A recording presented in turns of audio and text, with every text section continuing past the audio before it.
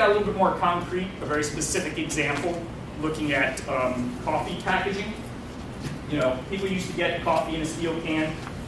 Much of that has moved to sort of plastic brick packs these days. And the plastic brick packs is one of those ones that actually does use much less material to begin with. And greenhouse gas emissions from the plastic brick pack are about a fourth that of the steel can, even considering the fact that the recycling rate of that steel can is about 80% in the United States. And the recycling rate of that flexible package is essentially zero in the United States. So plastic, right now, the more sustainable option is the plastic brick pack. Now, we don't stop there. The next step is figuring out how can we recover that plastic from the plastic brick pack and further increase its sustainability profile, make it even better from an environmental perspective. I focused on greenhouse gas emissions here. There are the life cycle assessments online on our website. You can look at it. There are other impact categories, the same outcome for waste, same output for several other impact categories. So welcome to take a look at that on our website. Foam food service. I know that's an issue that gets a lot of attention occasionally.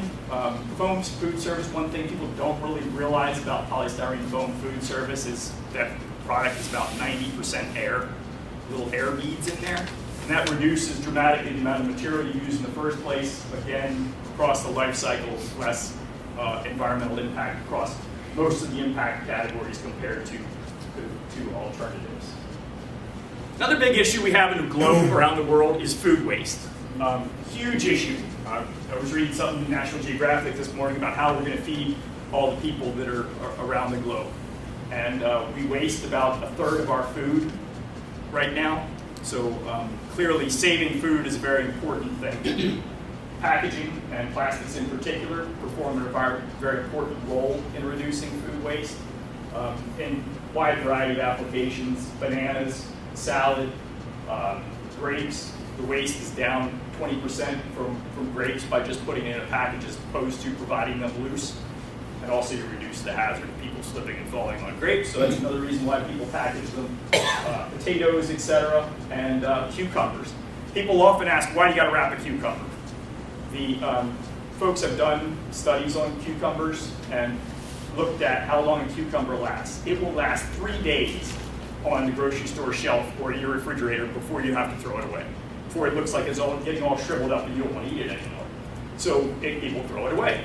With a little bit of plastic wrap on it, it lasts 14 days, dramatically reducing the waste. So that's another impact you need to consider. The other reality around food waste is people have looked at the impacts of products versus the impacts of packaging. Groups have done that on a number of occasions. The general rule is about the product has about 10 times the impact as the packaging. So it's something you need to keep in mind too.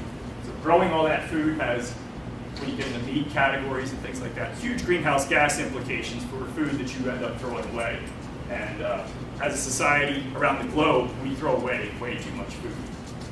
Or it gets lost before it ever gets to consumers through not having packaging. That's a huge problem in developing countries.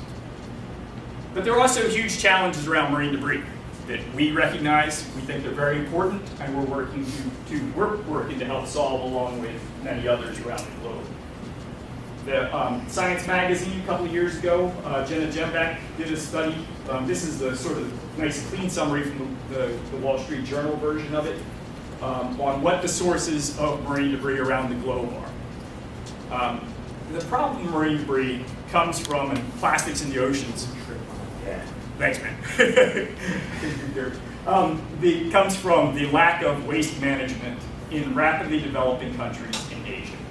Many of these countries have no collection for their waste.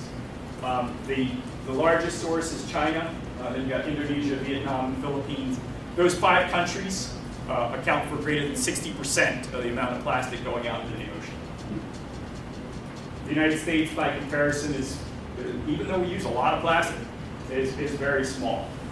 0.3 of that total I think this one's around the 12 million ton estimate, opposed to the lower, the range that they show generally is 8 to 12 million. That was the 12 million portion of it. Another study was recently done by the World Bank looking at trash coming down rivers in Indonesia. This is from 2018. They looked at the trash in the rivers. It's not just plastic. The other trash, organic trash, actually makes up 44% of that total waste, and then diapers make up another 21% of that waste. Then plastic bags were 16%. World Bank and the folks doing this study opened up those plastic bags. There was trash in it because 40% of the population in this area have no waste collection at all. So they just set their trash out on vacant lots. It rains, it ends up in the streets, the river, into the streams of the river. The conclusion, bulk of the problem is inadequate municipal waste management. Ocean Conservancy did a study on the best way to solve the marine debris problem and plastics in the oceans. They asked McKinsey to do that and look at what the best way to do it was. They looked at bans, they looked at EPR, they looked at advanced disposal fees, and they concluded those weren't going to be very effective. They concluded that the best way to solve the problem was by having waste collection and management in these rapidly developing countries that don't have any waste collection or